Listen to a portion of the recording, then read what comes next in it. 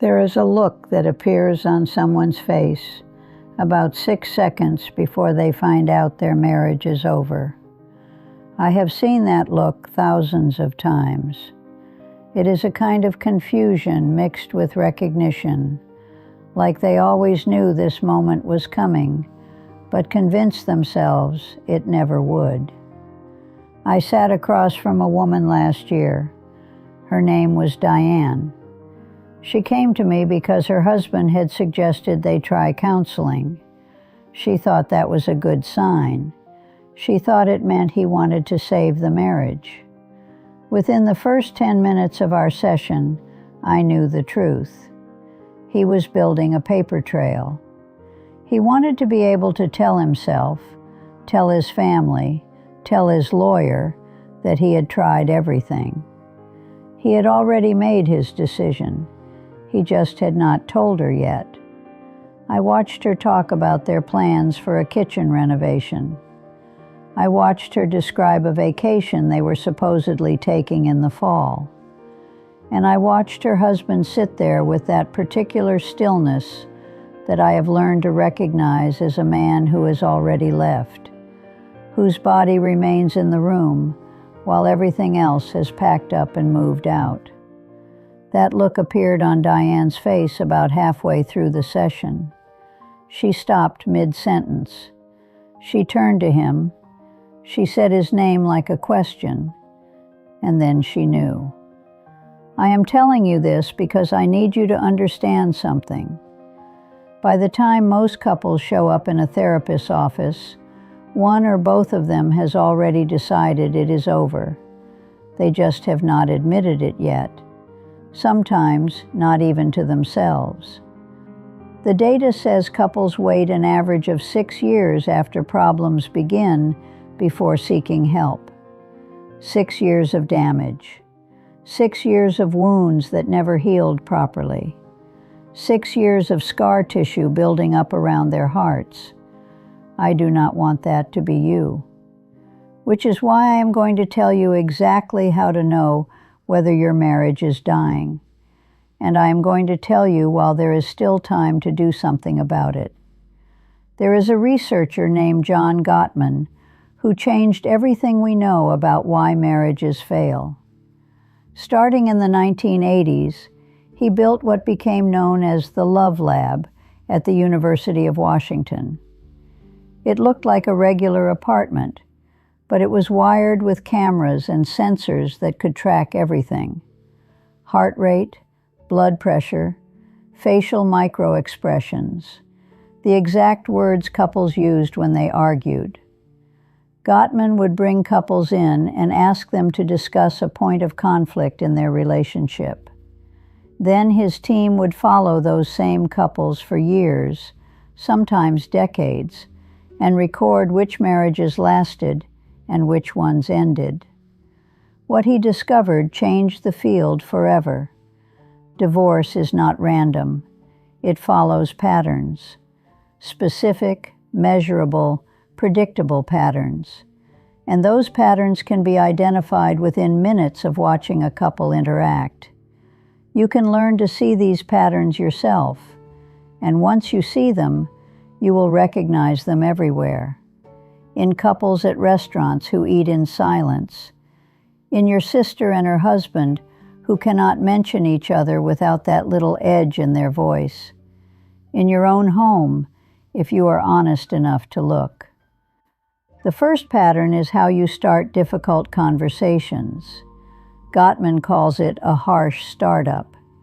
It means opening a conversation with criticism, sarcasm, accusation, or hostility. Research shows that 96% of the time, you can predict how a conversation will end based on how it begins. Those first 3 minutes set the trajectory for everything that follows. Here is what a harsh startup sounds like. You never listen to me. You always do this. What is wrong with you? I cannot believe you forgot again. You are so selfish. Here is what a gentle startup sounds like. I need to talk to you about something that has been bothering me. Can we find a time to discuss how we are handling the finances? I felt hurt when this happened, and I want to understand your perspective. Same problems, completely different approach. The first triggers your partner's defenses and guarantees a fight. The second invites dialogue. When you start harshly, you trigger a physiological cascade in the other person. Their heart rate spikes. Stress hormones flood their system. Their body shifts into a defensive posture before you have even finished your first sentence. They are no longer listening to understand. They are listening to defend themselves. From that position, resolution becomes almost impossible.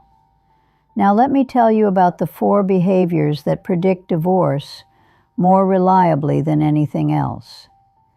Gottman named them the 4 horsemen, after the biblical harbingers of apocalypse. When these 4 things become regular features of how you communicate, your marriage is heading toward destruction. The first horseman is criticism. Criticism is different from a complaint. A complaint addresses a specific behavior.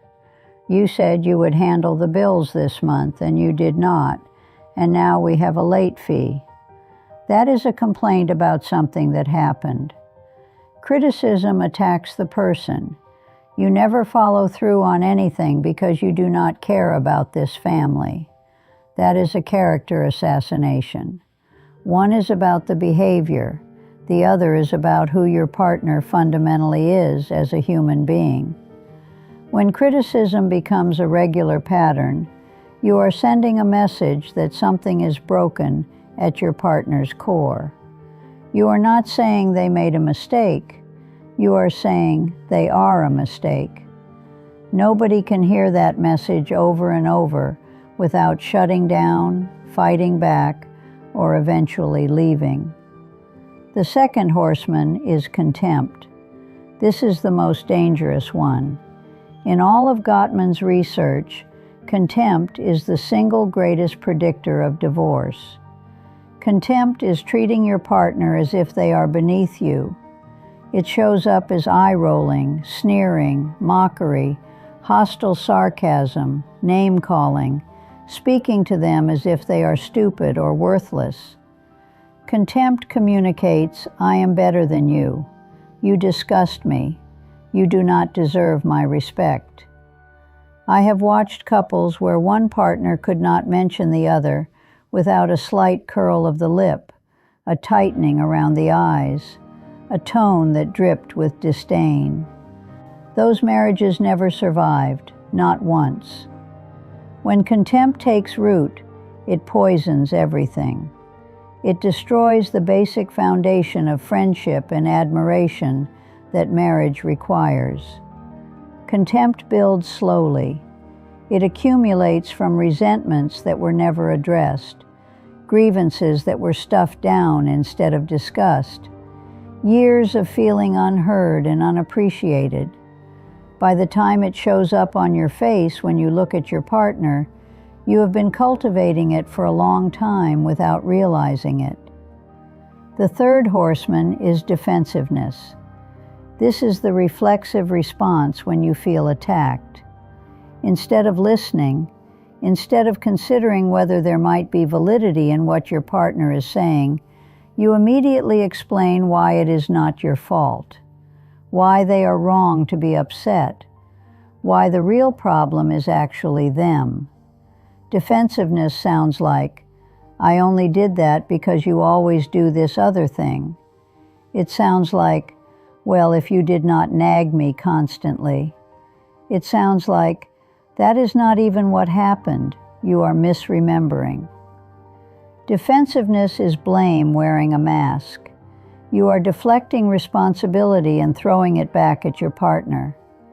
Even when you are partially right, even when they did contribute to the problem, defensiveness prevents resolution.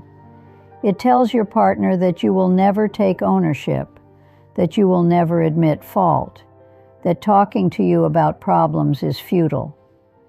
The fourth horseman is stonewalling. Stonewalling is complete shutdown. You stop responding.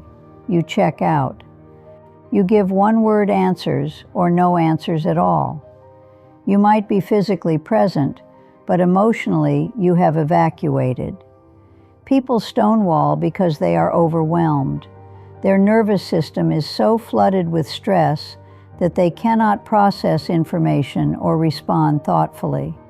So they shut down as self-protection. The problem is that stonewalling feels like abandonment to your partner.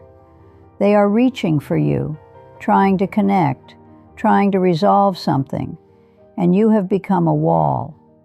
From their side, it looks like you do not care enough to even engage. It is devastating. Men tend to stonewall more than women because men typically have more intense physiological responses during conflict and become flooded more easily. But anyone can do it. Now here is what I need you to understand. Everyone does these things occasionally. Every couple on the planet has moments of criticism, defensiveness, even contempt. That is not the issue. The issue is frequency and intensity. The issue is whether these become your default patterns of communication. And most critically, the issue is whether you can repair the damage after it happens. Repair attempts are what separate marriages that survive from marriages that die. A repair attempt is any effort to stop the negativity from spiraling, to de-escalate before things get worse. It might be humor that breaks the tension. It might be reaching for your partner's hand. It might be saying, "Wait, can we start over? I came at this wrong." It might be as simple as, "I can see you are really upset and I do not want us to hurt each other." In marriages that work, repair attempts succeed. Both partners are willing to step back, breathe, and reset. The repair might not solve the underlying issue, but it prevents the conversation from becoming destructive. In marriages that fail, repair attempts either never happen or they get rejected. One person reaches out and the other slaps their hand away. When repairs consistently fail, the relationship is in critical condition. There is another finding from this research that I think about every day. Couples who stayed married happily responded to what Gottman calls bids for connection, 86% of the time. Couples who eventually divorced responded only 33% of the time. A bid for connection is any attempt to get your partner's attention, to share a moment, to invite engagement. It can be tiny. Look at that dog across the street. Did you see what your mother posted? I had the strangest dream last night. It can be significant. I am really worried about my father's health. I need to talk about what happened at work. These are invitations. Your partner is reaching toward you. Turning toward the bid means responding with interest, acknowledging them, engaging. Turning away means ignoring it, being too distracted, not responding. Turning against means reacting with hostility or dismissal. Those moments seem insignificant. They seem like nothing, but they are everything. Every time you look up from your phone when your partner speaks, you make a deposit in the emotional bank account of your relationship. Every time you ignore them, you make a withdrawal. Over years, those deposits and withdrawals accumulate. Couples with a healthy balance can weather storms. They can have a terrible fight and recover because they have built reserves of goodwill and trust. Couples who are overdrawn have nothing to fall back on. One bad fight can finish them. I watched my own granddaughter and her husband turn away from each other hundreds of times over the years.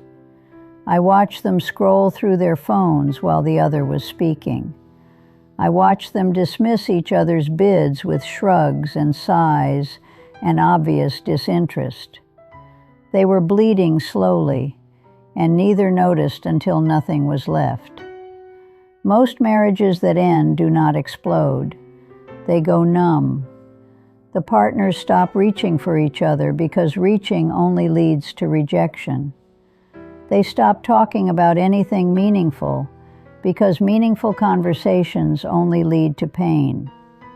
They become roommates who share a mortgage and occasionally share a bed, but have stopped sharing their lives. By the time they seek help, if they seek help at all, the damage has been accumulating for years. Some can still be helped even at that late stage. Many cannot. Here is something that sounds pessimistic but is actually liberating. Research shows that 69% of problems in a marriage are perpetual. They will never be fully resolved. You will argue about money for the rest of your lives. You will argue about parenting for the rest of your lives. You will argue about whose family to visit for holidays, about how clean the house should be, about 100 things that will never have a final answer. Couples who stay together and stay happy are not the ones who solve all their problems. They are the ones who learn to live with their differences without destroying each other. They discuss the same issues over and over with humor instead of hostility, with acceptance instead of a desperate need to change the other person. This means you must choose your problems wisely. When you marry someone, you marry a particular set of unsolvable problems. Make sure they are problems you can live with. And here is what still surprises people when I tell them. Successful marriages are not built on passion. They are built on friendship. The couples who make it genuinely like each other. They know each other deeply. They are interested in each other's inner worlds. They treat each other with basic respect and kindness, even when frustrated. Romance fades, attraction fluctuates, but friendship, real friendship, can last decades if you tend to it. I am going to tell you now what I probably should have said at the beginning. I am 87 years old. I practiced marriage therapy for 48 years. I sat across from over 6,000 couples. I watched many of them save their marriages, and I watched many more destroy them, often without understanding what they were doing until it was far too late. My own husband, Bernard, passed away 7 years ago after 53 years of marriage. We were not perfect. We had hard stretches, but through all of it, he was my friend. I knew his fears, his hopes, his ridiculous little habits. He knew mine. We turned toward each other thousands of times. We repaired the damage when we caused it. We showed up for the small moments. I miss him every single day. And I am telling you all of this because I want you to have what we had.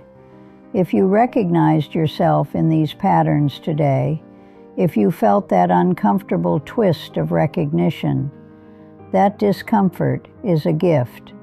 It means you are paying attention. It means you still care enough to be troubled. Do not wait 6 years. Do not wait until the resentment has calcined into contempt. Look at your partner today and ask yourself honestly, when was the last time I turned toward them? When was the last time I started a difficult conversation gently? When was the last time I took responsibility instead of defending myself? The research is clear. The patterns are documented. We know what kills marriages and what saves them. The only question is what you will do with that knowledge.